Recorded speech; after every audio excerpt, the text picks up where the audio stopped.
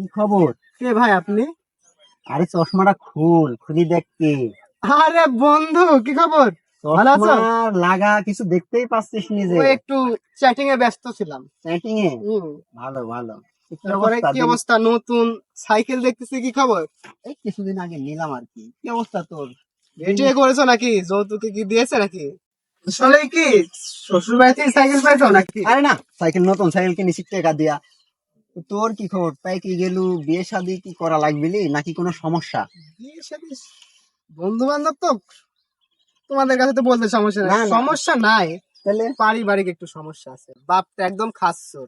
হাসছোর? বাপ বিয়া দিচ্ছে না, বাপ মনে হচ্ছে আবার আরেকটা ও, করবে, এরকম অবস্থা। তাহলে চাচার সাথে আমি কথা কই।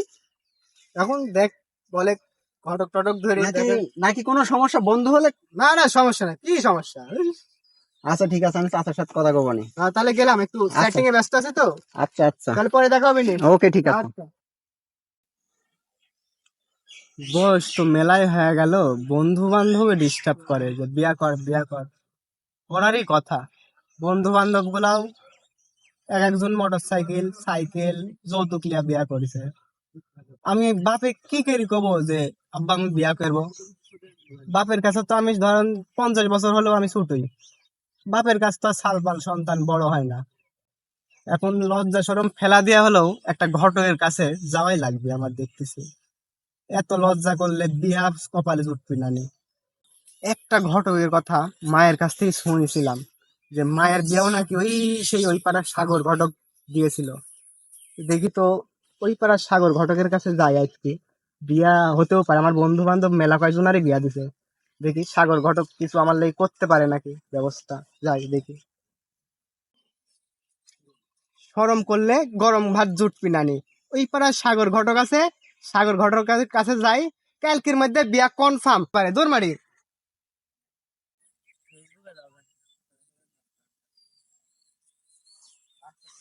জি দিনকাল পড়লো, পাড়ার ভিতর যে একটা বিয়ে শাদী দিব, আমি যে একটা ঘটক, এটার কেউ গুনেই না। বাপ মাও যাই গুনে গুনে সালপাল বড় হয়ে যাচ্ছে, একা একাই বিয়ে শাদী করে ফেলতেছে। অনেকদিন হলো কারো বিয়ে পারতেছি না। দেখি এই পাড়া একটা সাওয়াল মিয়া পায় নাকি বিয়ে শাদীর মতো জোয়ান।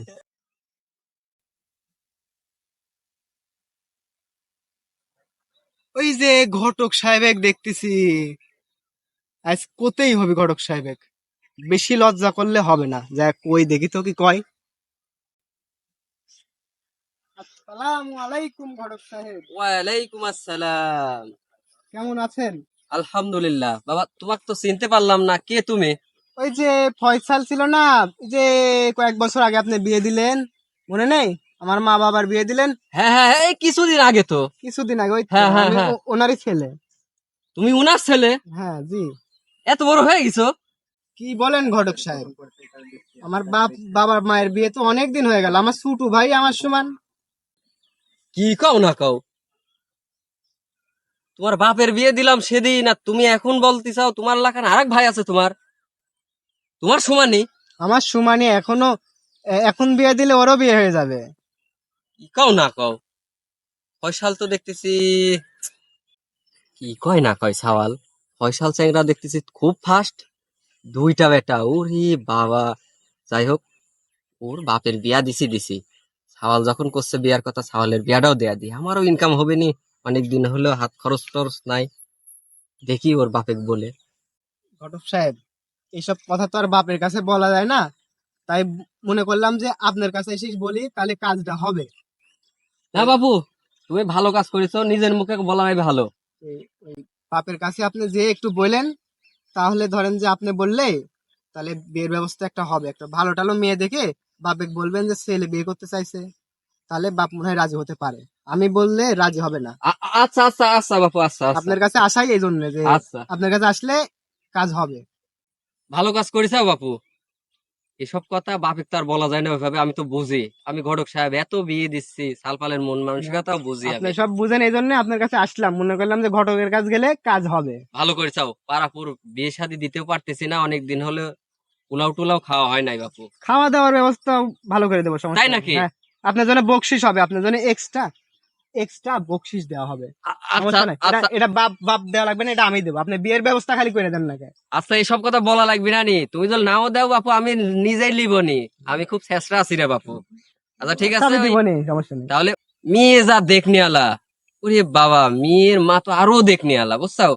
যাই হোক, আমি তোমার বাপের সাথে কথা বলি, দেখতেছি কি করা যায়। তুমি তাহলে যাও, আচ্ছা ঘটক ভালো সাহেব, থেকো। তাহলে গেলাম। আচ্ছা আচ্ছা আচ্ছা। আচ্ছা আচ্ছা, যাও।